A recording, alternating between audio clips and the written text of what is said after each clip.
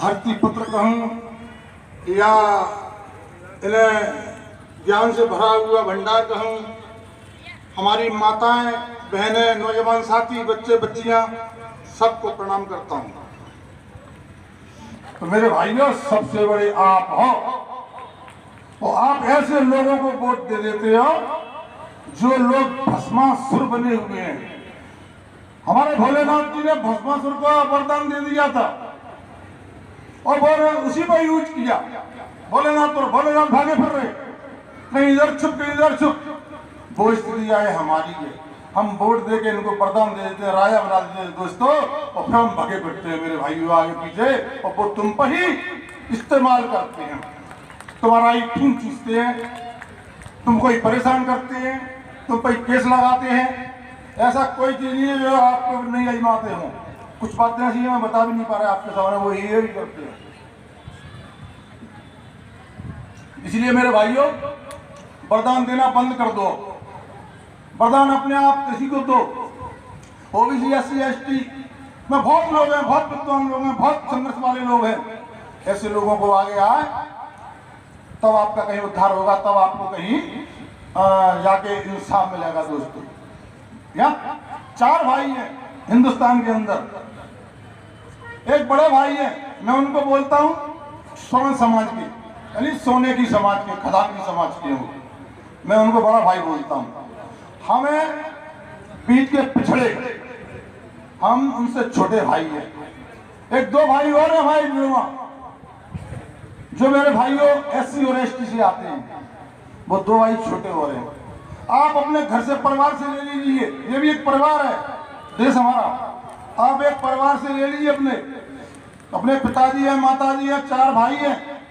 अगर कहीं हम बाजार से कहीं कुछ चीज लाए खाने की या फल फ्रूट लाए, तो हम सबसे पहले छोटे भाई को देते हैं कि इस भाई को, छोटा है सबसे, इसको दो। उससे सब पूरा परिवार प्रेम करता है, अरे छोटा है। अगर हम अलग होते हैं तो जमीन जायदाद भी, घर बांट भी, सबसे अच्छा हम छोटे को देते हैं कि ये छोटा है, इसको दो। यहाँ उल्टा हो रहा है, छोटे का छीन के बड़े का पेट ही नहीं भर रहा, वो देने का नाम ही नहीं है। मैं कई जगह मैंने कहा देखो सुधर जा, अभी भी वक्त है, अभी भी छोटे भाइयों को कुछ दे दो, उनके हक्के ज्यादा दो तो आधा ही दे दो, आधे में संतुष्टि कर लेंगे। प्रेम से बोल दो, उसी में संतुष्टि। उन्हें किसी की माया नहीं चाहिए, किसी का पेट्रोल पंप नहीं चाहिए, किसी का उनको हाउस नहीं चाहिए, ना किसी की रेलगाड़ी चाहिए, ना किसी की जायदाद चाहिए। अरे तुम तो प्रेम से बोल दो, उनसे गले लगा लो, इतने भी जान दे देंगे तुम्हारे पीछे दोस्तों।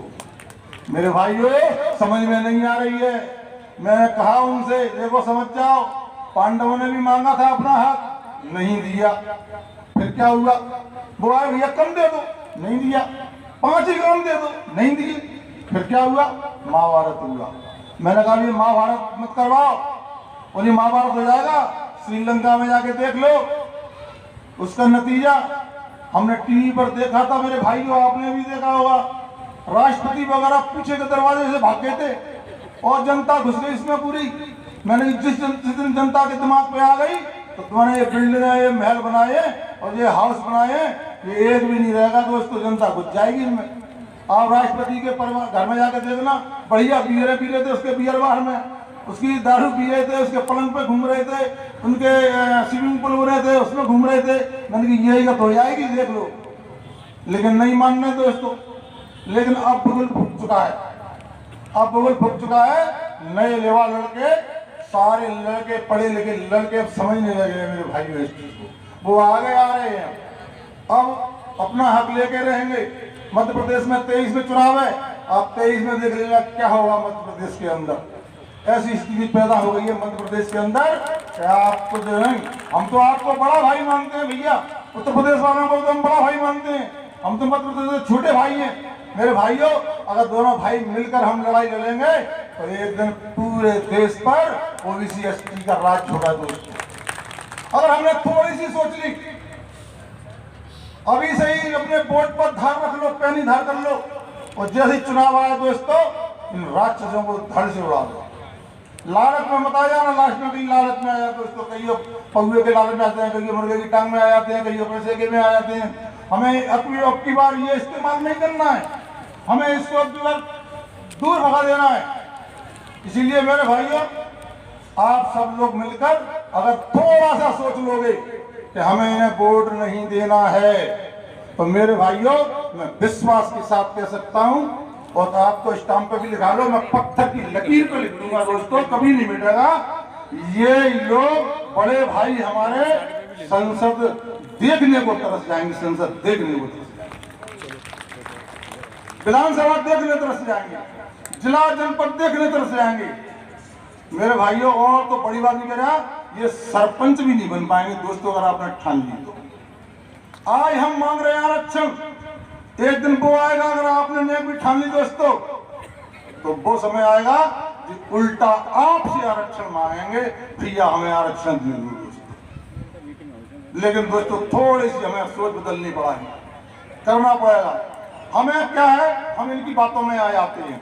ये लोग क्या है, भ्रमित करते हैं, इनमें हमारे लोगों में टूट टूट कर अंधविश्वास भरा हुआ है। हमें अंधविश्वास पे नहीं आना है दोस्तों। इनने अंधविश्वास कर करके लड़ा के और आज सत्ता में बैठे हुए हैं। दोनों पार्टियों की हाईजेक कर लिया है, इतनी तभी तरह हाईजेक कर लिया है। वो जो कहते हैं वो होता है। मेरा क्या हुआ, मेरा यही हुआ था, मैंने केवल कुछ लोगों के बारे में बोला था, पार्टी के बारे में नहीं बोला, और उन्होंने मुझे पार्टी से निकाल दिया दोस्तों। पहले 6 साल के लिए निकाला, अब की निकाल दिया 6 साल के लिए, 12 साल हो गए मेरे भाइयों। मैंने शब्द कहा, मैंने कहा मैंने उनके बारे में बोला, पार्टी के बारे में तो नहीं बोला। बोला नहीं, बोला पार्टी तो उन्हीं की है। तो मेरे भाइयों का एक ही समाज की पार्टी है क्या? एक ही समाज के लोग रहते हैं क्या इसके अंदर? सारी समाजों की पार्टी है। और लोधी समाज तो मैं जानता हूँ 95% बीजेपी को वोट करता है, वर्षों से पता चला रहा है। मेरे भाइयों ये हमारी बहुत बड़ी गलती है, हमने भी देखा। माननीय उमा भारती धीरे धीरे वो प्रगति पे चल रही थी, प्रधानमंत्री की दौड़ में आई, धड़ाम से पटक दिया। बाबूजी कल्याण सिंह जी धीरे धीरे चले, मुख्यमंत्री बने, प्रधानमंत्री की दौड़ में आए, धड़ाम से पटक दिया। साक्षी महाराज को निकाल दिया, गंगा चरण जी को निकाल दिया, पहले मुझे निकाल दिया, दूसरी बार फिर निकाल दिया। कहीं से भी किसी भी हमारे समाज के लोगों ने कहीं से भी कोई चिंगारी नहीं उड़ाई दोस्तों, कहीं पे भी आंदोलन नहीं किए। पहली बार मुझे निकाला है, जो नई पीढ़ी ने आंदोलन शुरू किया है मध्य प्रदेश के अंदर, पहली बार हुआ है ऐसा दोस्तों। इसीलिए मैं आप लोगों से आग्रह करता हूं, निवेदन करता हूं कि ये चिंगारी उठी है मध्य प्रदेश से, इसको पूरे देश में आग लगा दो दोस्तों, आग लगा दो। हमें इनके अंधविश्वास में नहीं आना है। हमारी महिलाएं बैठी हैं, महिलाओं से भी निवेदन हुआ, आपको भी नहीं आना है, आप भी चित्र बनिए। एक ऐसे ही महाराज जी थे, एक गांव में गए, गांव में उनको कुआं खुदवाना था, तो भैया इनसे कुछ खुदवाना पड़ता है कुआं। वो पत्रा में देखते हैं कि कौन सा कुआं, कहाँ पानी है कहाँ नहीं है। उन्होंने कहा भैया बढ़िया माल बनाइए, खीर पूरा बनाइए, बढ़िया खीर बनाइए, तस्वीर बनाइए, अच्छे माल बनाओगे तो अच्छा पानी निकलेगा तुम्हारे घर पे। तो उनने आके भैया किसान ने अपनी पत्नी से कहा कि महाराज आ रहे हैं, जरा अच्छा सा बनाना, और तूने नेक भी खराब बना दिया तो पानी निकलेगा तुम्हारे बोर में। वो समझदार होशियार थी भाई महिलाओं जैसी, इसलिए महिलाओं की तरफ से मैं बोल रहा हूँ ये बात। उनने क्या किया कि दोनों की थाली परस के लाए, उनके लिए हम लीपते हैं, पोतते हैं, गद्दी पे बिठाते हैं, फिर खिलाते हैं। उनने कहा जब खीर परस के लाई, सारा सामान रखा, उनने एक चतुराई कर दी हमारी बहन ने कि महाराज के खीर के नीचे शक्कर डाल दी और अपने पति के खीर के ऊपर शक्कर डाल दी। एकदम जैसी शक्कर नहीं देगी उस पर शक्कर देगी, एकदम ब्राह्मण देवता तमतमा के नहीं उठे और उससे कहने क्या तुम्हारे पे शक्कर मेरे पे नहीं। तो उनकी पत्नी बोली कि 1 इंच तुम नीचे शक्कर नहीं देख पा रहे तो इतने नीचे कुआं में पानी कैसे देख लोगे तुम। तो मेरे भाइयों सोचो, हमारी महिलाओं को भी हमें होशियार रहना मेरे भाइयों।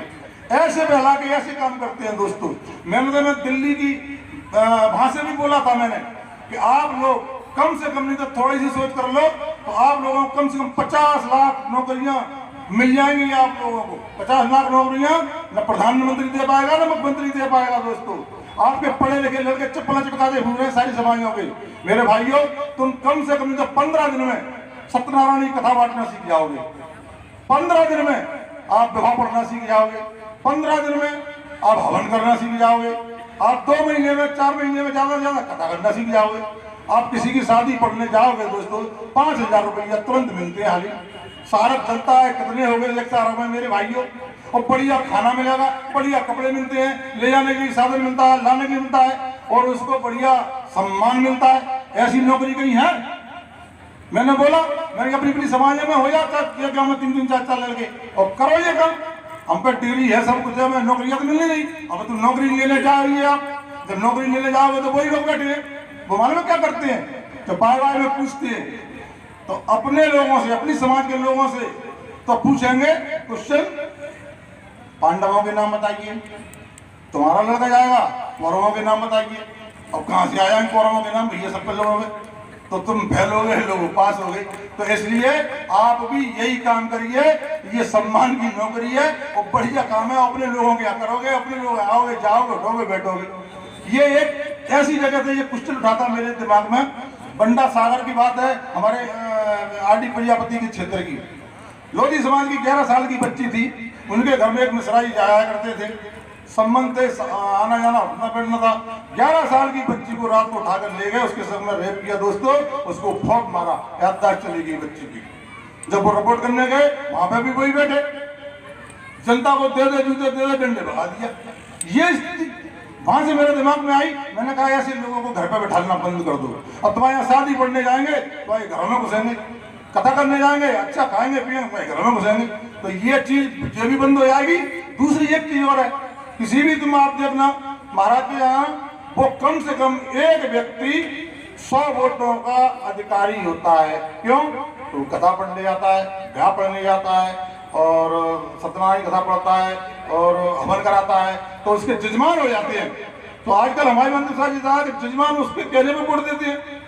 तो कहते नहीं है आम के आम गुठलियों के दाम, आपके लड़के पढ़ेंगे तो आपके लड़कों को भी 100 वोट के अधिकारी बन जाओगे, तो 2 फायदा हो जाएंगे आपको। एक तो नौकरी मिली, 100 वोट के पदाधिकारी बन गया, आपके अंदर में 100 वोट आ गए दोस्तों। तो ऐसे काम करना चाहिए मेरे भाइयों, क्योंकि उनकी तो बात जो कह दी वो तो सोचते हैं कि हम लोग सोचते हैं, हमारी समाजों के लोग ओबीसी एसटी के लोग सोचते हैं, हम तो उन्हीं को सोचते हैं कि यही भगवान है। मेरे भाइयों, राम भगवान जी जब युद्ध पे गए थे, राम भगवान जी, तो सेतुबंध रामेश्वर बनाया था उनने। जब सेतुबंध रामेश्वर बनाया था, उसमें एक गिलहरी ने योगदान दिया था। गिलहरी जाती थी, पानी में डूबती थी और रेत पे घूमती थी, उससे रेत चिपक जाती थी, जला के आती थी, काय पे उस पर पुल पे जाती थी, तो फिर जाती थी, फिर आती थी, फिर जाती थी, फिर आती थी। तो जितने भी कर्मचारी लगे थे सब बोले, अरे गिलहरी तू ये क्या कर रही है, तेरे से क्या होगा? मैंने कि हो ना हो, कुछ ना हो, लेकिन जिस दिन इतिहास लिखा जाएगा तो मेरा भी नाम भगवान राम के योगदान में लिखा जाएगा, सहयोग में मेरा नाम लिखा जाएगा। दोस्तों, जो अच्छे काम करता है उससे समाज का भी नाम होता है, बिरादरी का भी नाम होता है, हमारे परिवार का नाम होता है, देश का नाम होता है। ऐसे ही एक गिलहरी ने राम भगवान की सहयोग किया था। पूरे संसार में लोग गिलहरी नहीं मारते हैं गिलहरी, कोई नहीं मारता। अरे जो राम भगवान की सहयोग नहीं है इसको मत मारो।